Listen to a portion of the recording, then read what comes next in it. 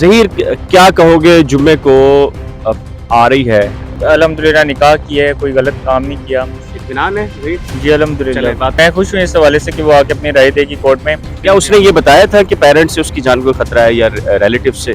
बहुत दफ़ा, और ये तो ऑन एयर भी है, काफ़ी इंटरव्यूज़ में भी उसने बताया है। जब से वो यहाँ पे मैं भी यहीं पे हूँ और 170 दिन हो गए हैं और ये 170 दिन याद है। हाँ बिल्कुल एक में हम मुस्तकिल ज़हीर को देख रहे हैं यहाँ कोर्टों में आते जाता, तो ये तो हमें लग रहा है कि रोमियो जूलियट की नई कहानी है आज के दौर की। बिस्मिल्लाहिर्रहमानिर्रहीम, अस्सलाम वालेकुम। मैं हूँ बिलाल अहमद। उम्मीद है आप सब खैरियत से होंगे। ज़हीर केस पर आज बात करेंगे और आज ज़हीर भी हमारे साथ मौजूद है।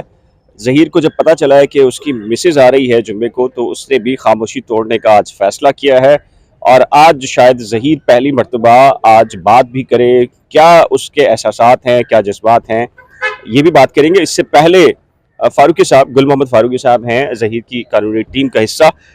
वो क्या समझते हैं कि जो आज कार्रवाई हुई है और जो कल कार्रवाई हुई थी या फिर जुम्मे को जो कार्रवाई होने जा रही है, ये कितना मुतमईन है? क्या इनके हाथ से केस निकल गया है? इनके मुखालफिन ये कह रहे हैं कि केस इनके हाथ से निकल गया है क्योंकि अब तो लड़की आ गई है, आ रही है और वो वालिदैन के हक में बयान देगी। क्या कहेंगे? केस आप हार रहे हैं? जी, ये बिल्कुल तासुर गलत है, सराहन गलत है, क्योंकि ऐसी कोई बात है नहीं। इससे पहले इसी कोर्ट में, इसी डीबी में, जुनैद गफ्फार साहब की डीबी में लड़की ने खुद बोला या कि हाई कोर्ट में कि अपने ज़हीर के साथ जाना चाहती हूँ, कैटेगरिकली कहा है। और उसके अलावा 7 से 8 लीगल और फोरम से भी लड़की कह चुकी है, लाहौर हाई कोर्ट में भी कह चुकी है, जुडिशल मजिस्ट्रेट के सामने भी कह चुकी है, और जो मुख्तलिफ पिटिशंस उसने फ़ाइल की उसमें भी कह चुकी है कि मैं ज़हीर के साथ जाना चाहती हूँ, ज़हीर के साथ रहना चाहती हूँ। मुझे हम इत्मीनान में हैं कि इंशाअल्लाह लड़की वही बयान देगी जो उसने बयान पहले दिया था, और हम मुतमईन हैं इस हवाले से। बिल्कुल इत्मीनान है ज़हीर? जी अल्हम्दुलिल्लाह। बात करते हैं आपसे। ये बताएं, ये जो कल आई है एप्लीकेशन ADJ 7 में, यही एप्लीकेशन पेंडिंग है। ये कौन सी रिवायत कायम हो रही है ये कि एक एप्लीकेशन अभी पेंडिंग है और आपने उसका कान यहाँ से पकड़ कर दाखिल कर दी और उसमें कहा कि जी जी, ये अनोखी प्रैक्टिस है। बिल्कुल ये हम बात कोर्ट में भी उठाएंगे कि एक मैटर जो ऑलरेडी सब जुडिस से एक दरख्वास्त आइडेंटिकल प्रेयर के साथ एक कोर्ट में पेंडिंग है 7th ADJ में, तो उसी दौरान जब तक वो डिस्पोज आइदर वे हो, तो कैसे वही प्रेयर के साथ हाई कोर्ट में जुरिडिक्शन में कॉन्स्टिट्यूशनल में 491 के तहत आया जा सकता है। दूसरी बात यह है कि 491 की एप्लीकेशन के बच्ची हमारे हवाले की जाए, ये तो तब होती है जब लड़की हस्बे बेजामे हो। इस वक्त लड़की हस्बे बेजामे नहीं है, लड़की on order of the court गई हुई है शेल्टर होम में। तो हम मुझे समझ नहीं आ रही कि किस तरह ये एप्लीकेशन पिटिशन मेंटेनेबल है। हम यकीनन इस बात पे आर्ग्यू करेंगे इंशाल्लाह नेक्स्ट डेट ऑफ हियरिंग पे। ये बताएं, तारफ़ी लेटर लिखे जा रहे थे शेल्टर होम को कि जी आपके मुखालिफ वकील के कि आपने बेहतरीन वहाँ इंतजामात किए, लड़की को तहफ़्फ़ुज़ दिया। आज की कोर्ट की हियरिंग में वो कह रहे हैं लड़की ज़हनी तनाव का शिकार है, डिप्रेस है, बड़े ये फिर क्या है ये? और जब तक वो ज़हीर के साथ थी तो इस तरह के कोई इश्यूज़ नहीं थे। लाहौर शेल्टर होम की रिपोर्ट भी है। ये क्या चल रहा है? और आज की प्रोसीडिंग के बारे में थोड़ा आज की प्रोसीडिंग के हवाले से सबसे पहले मैं बताऊंगा कि आज जो मैटर प्रोसीड हुआ, तो मेरे फाजिल वकील दोस्त जो हैं, क्योंकि एप्लीकेशन हमारी थी, राइट हमारा था कि हम कोर्ट कोशिश करते, लेकिन वो सबसे पहले आके ये बोले कि हमने क्योंकि एप्लीकेशन फाइल की हुई है 2 दिन पहले, उसमें हमने ये प्रेयर मांगी है कि मुलाकात न करने दी जाए और वो सब जुडिस से, लिहाजा ये कोर्ट इसको ना सुने, हमें ना सुने। तो उस पर कोर्ट ने पूछा कि ये जो आपने एप्लीकेशन फाइल की कब की है, तो हमने बताया कोर्ट को कि ये सर 31 तारीख को फाइल हुई है और कल उसकी डेट थी जो कल हमें नोटिस हुए। कोर्ट ने हमसे पूछा आपको पता है, इल्म है कि आप की फाइल हुई? मैंने कहा सर हमें बिल्कुल इल्म है कि ये फाइल हुई है, लेकिन हमें अभी तक कॉपी रिसीव नहीं हुई उसकी। तो उस पर कोर्ट ने फिर कहा कि आप बताएं आपका केस क्या है। तो कोर्ट ने हमसे पूछा, तो हमने कोर्ट के सामने वो तमाम चीज़ें रखी कि अभी 2 केस पहले जो आपके सामने मैटर आया, उसमें यही मैटर था कि लड़की ने पसंद की शादी की थी और वो अपने शोहर के साथ आई हुई थी, तो कोर्ट ने कहा कि अच्छा, उस पर लड़की से पूछा क्या तुमने अपनी मर्जी से शादी की है, वो भी आइडेंटिकल केस था जहीर का जैसे केस है। तो उस लड़की ने कहा बिल्कुल मैं अपनी मर्जी से आई हूँ, मुझे किसी ने अगवा नहीं किया। तो मैंने कहा सर ये केस भी वही है। इस तरह ही ऑनरेबल हाई कोर्ट डीबी ने, सिंध हाई कोर्ट की, लड़की ने स्टेटमेंट दिया हुआ है 6/6/2022 को। वो फलां पेज पे हमने कोर्ट को असिस्ट किया, कोर्ट ने वो पढ़ा और देखा कि वाकई लड़की की स्टेटमेंट मौजूद है। तो ये कहना कि लड़की वालिदैन के साथ जाना चाहती है और वो कुछ खतूत दिखाए जा रहे हैं लड़कों को, तो क्या वो खतूत, अभी तो ये होना लाजिम है कि क्या खुद लड़की बच्ची ने लिखे, खुद ने लिखे या किसी और ने लिखे, लेकिन जो तमाम चीज़ें जुडिशल फोरम पे मुतअद्दिद बार आ चुकी है, जहाँ कोर्ट के सामने आके लड़की कह चुकी है, यकीनन आर्टिकल 111 और आर्टिकल 112 कानून शहादत के तहत कोर्ट की जो प्रोसीडिंग है उसको वैल्यू है।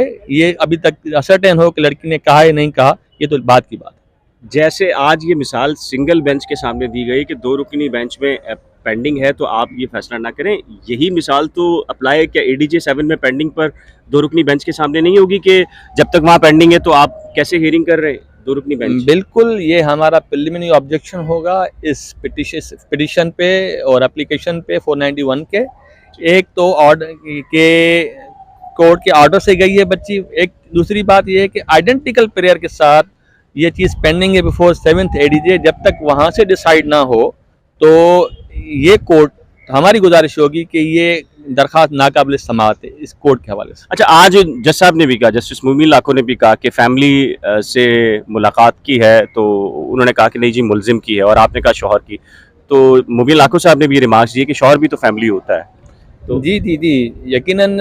और वो इस बात का कोई जवाब नहीं दे सके कि लड़की ने मना किया है कहीं पर शौहर से मिलने का, और 2 मरतबा पूछा उनसे कि आप बताएं कि क्या, वाज़े तौर पे पूछा दोबारा कि क्या वाकई मना किया है लड़की ने शौहर से, तो उनके पास कोई जवाब नहीं था। जी, बात क्योंकि वो कहते हैं कि man can lie but document can not.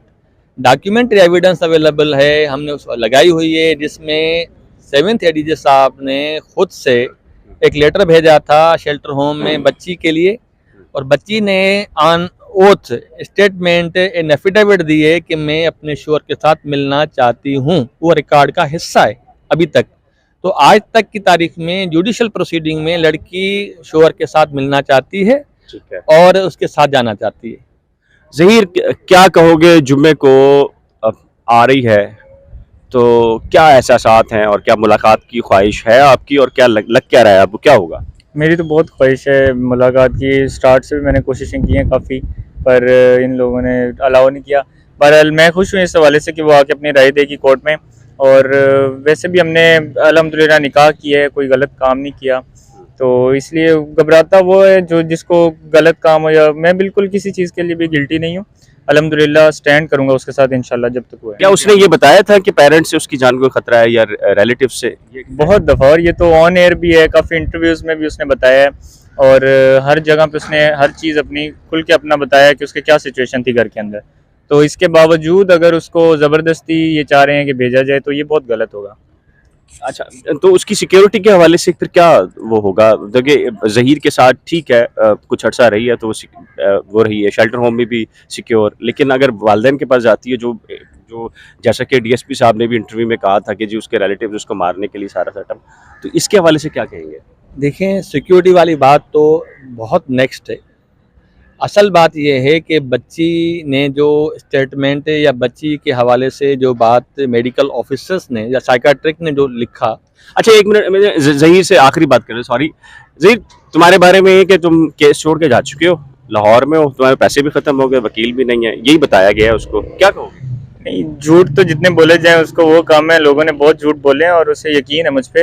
अल्हम्दुलिल्लाह मैं यहीं पे हूँ, जब से वो यहाँ पे मैं भी यहीं पे हूँ, और 170 दिन हो गए हैं। और ये 170 दिन भी याद है? हाँ बिल्कुल, 170 दिन हो चुके हैं ऑलरेडी, पर अल्लाह ने सब्र दिया, इंशाल्लाह उसका इंतज़ार करेंगे और लड़ेंगे केस को। चले जी, ज़हीर भी मौजूद थे और यहाँ पर गुल मोहम्मद फारूकी साहब ने भी लीगल पोजीशन। एक बात ऐड कर दूंगा कि मुझे अपने दोस्त जो लीगल फर्टिनिटी के मुझसे तो ये पूछते हैं कि जो हम मुस्तकिल ज़हीर को देख रहे हैं यहाँ कोर्टों में आते जाता, तो ये तो हमें लग रहा है कि रोमियो जूलियट की नई कहानी है आज के दौर की। चलें जी, अल्लाह ताला खुशउस्लूबी से इस मामले को ख़त्म करे और जुम्मे को लड़की आ रही है। हमारा भी ये स्टांस है कि लड़की को जो भी बयान है और जहां भी उसको भेजना है, लेकिन उसको हकाइक पूरे बताए जाएं कि केस क्या है, मामला क्या है, और जहीर भाग चुका है या खड़ा है। जहीर यहाँ खड़ा है, रेगुलर आता है, उसके बाद फिर लड़की का जो फैसला हो वो फिर एक अलग मामला है। तो आपकी सिलसिले में राय क्या है? अपनी कीमती राय का इजहार नीचे दिए गए कमेंट सेक्शन पर जरूर तैयार कीजिएगा। एक नए ब्लॉग के साथ जल्द मिलेंगे, लेकिन जाने से पहले रिक्वेस्ट है कि अगर आपने करंट अफेयर्स विद बिलाल या नई खोज में से किसी को सब्सक्राइब नहीं किया तो बराए करम सब्सक्राइब, वीडियो को शेयर, लाइक और बेल आइकन को लाजमी प्रेस कीजिएगा। खुदा हाफिज।